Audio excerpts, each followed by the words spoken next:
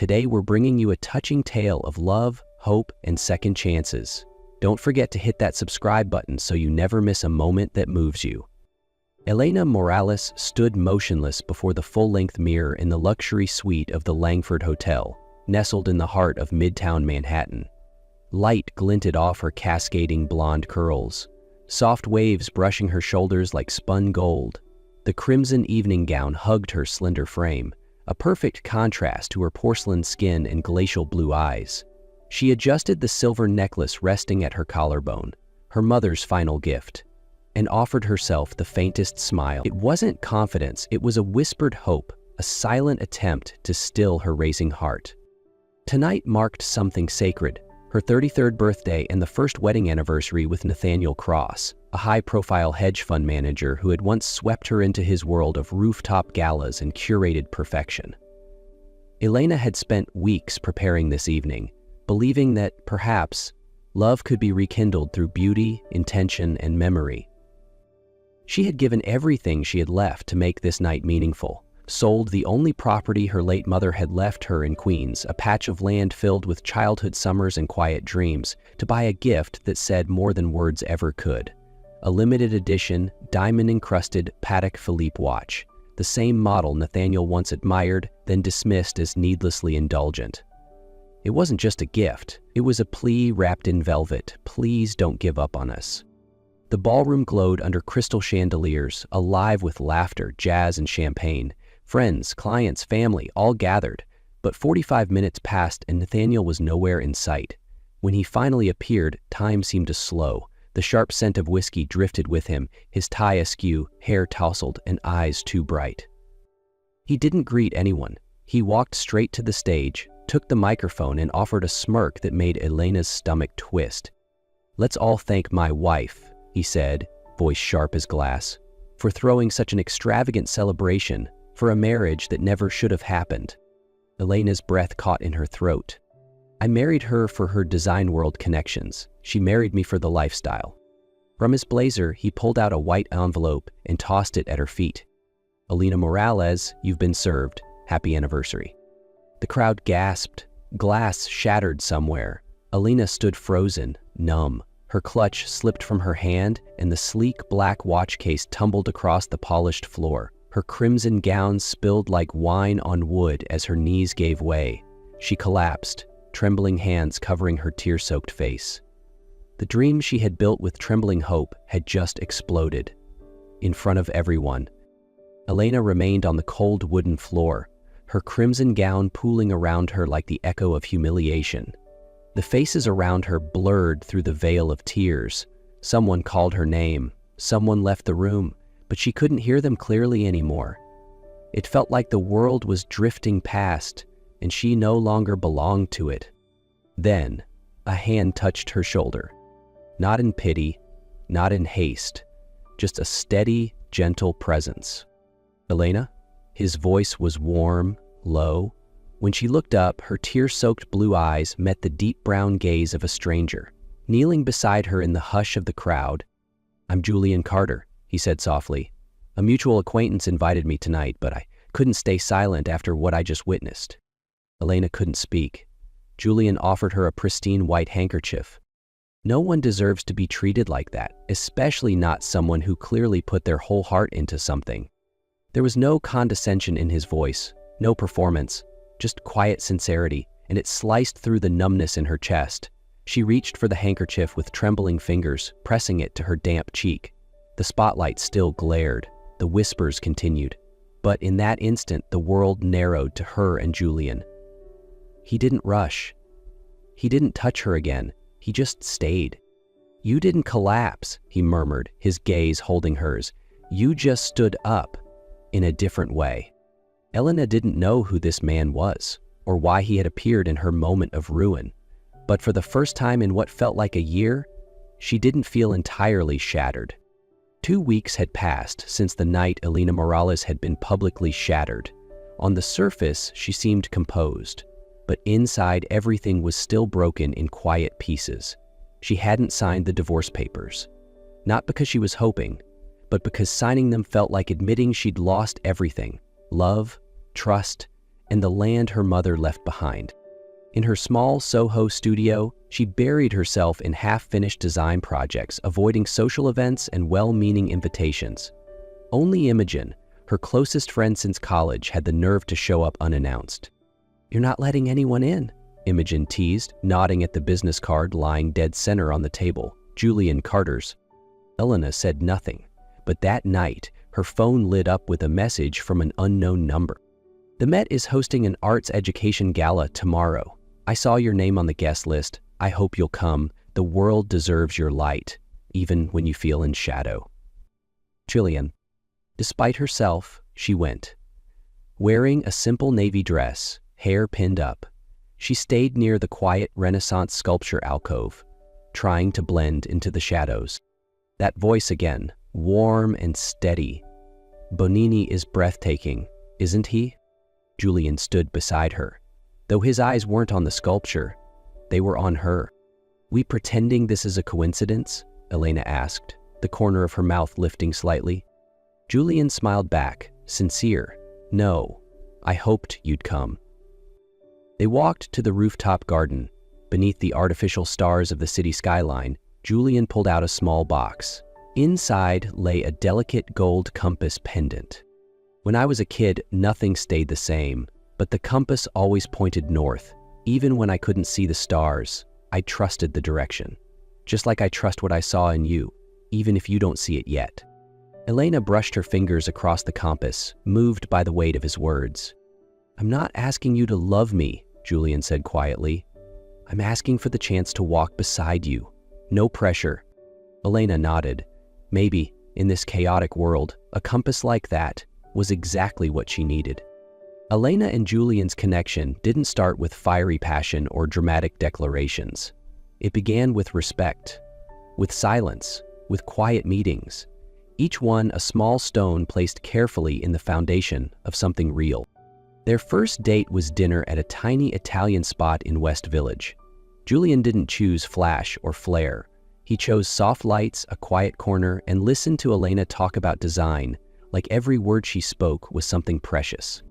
The second time, they wandered a contemporary art exhibit in Chelsea. Julian stood in front of a canvas full of colorful squares and admitted, "I can build houses, but I have no idea what this means." Elena laughed. The first genuine laugh she'd allowed herself since that terrible night. The third was a Sunday morning walk through the Brooklyn Botanic Garden. Julian told her about a foster mother who loved plants. "She was the first person who made me feel like I was worth loving," he said, his gaze soft as he looked toward a patch of lavender. Elena began wearing the compass necklace daily. She couldn't explain why, only that it made her feel safe, as if it reminded her that direction still existed, that not everything was lost, that not everyone was Nathaniel.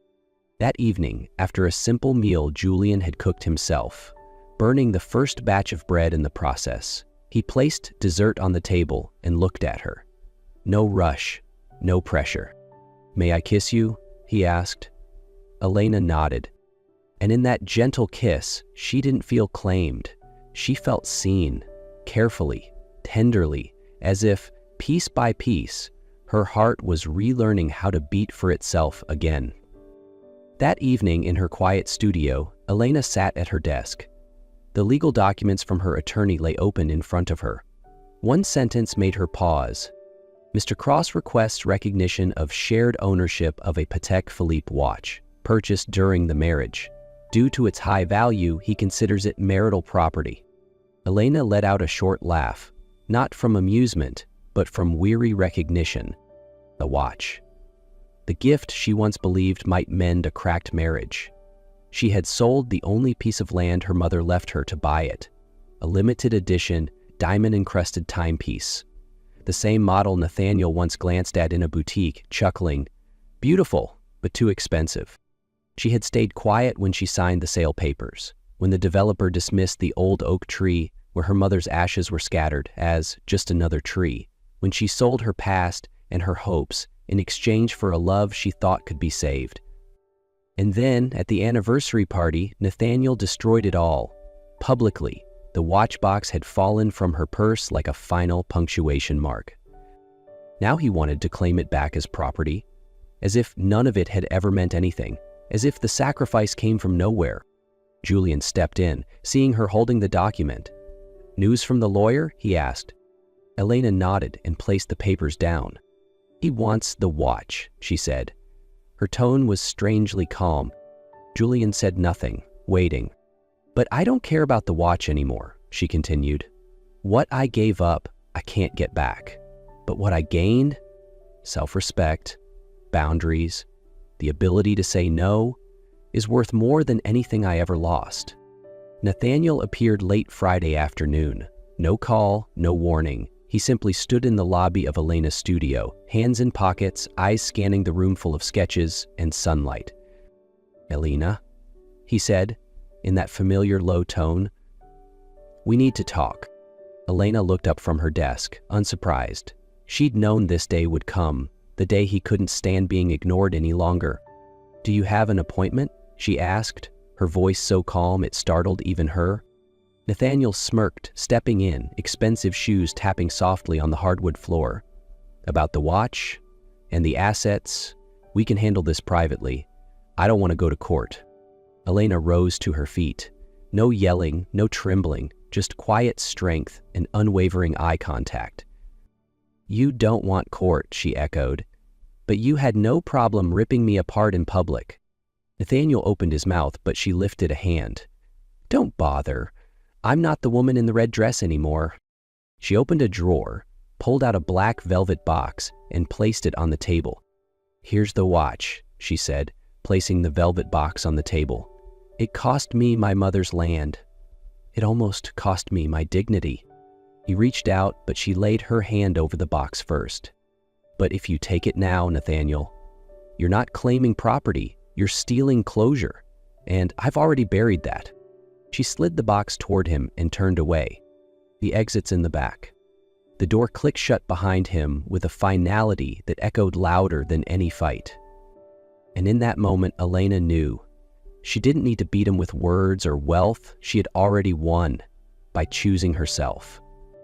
One late spring morning, Elena stood before a small plot of land just north of New York City, the land Julian had quietly repurchased for her.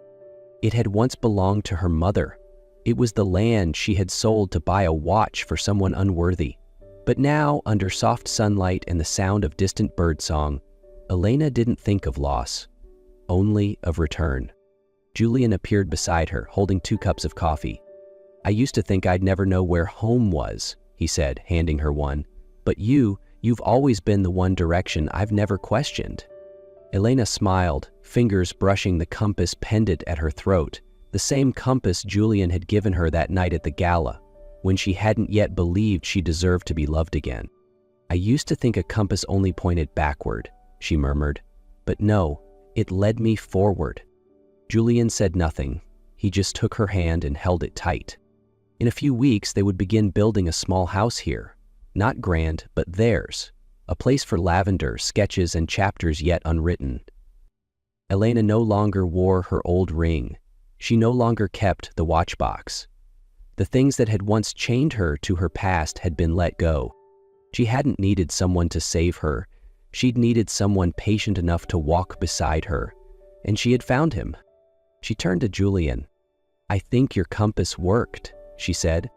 "No," he replied, eyes warm. "You were the direction all along." Under a sky washed in spring blue, they walked toward the house not yet built, but one that would rise on the foundation of what truly mattered: trust, understanding, and love, without expectation of perfection.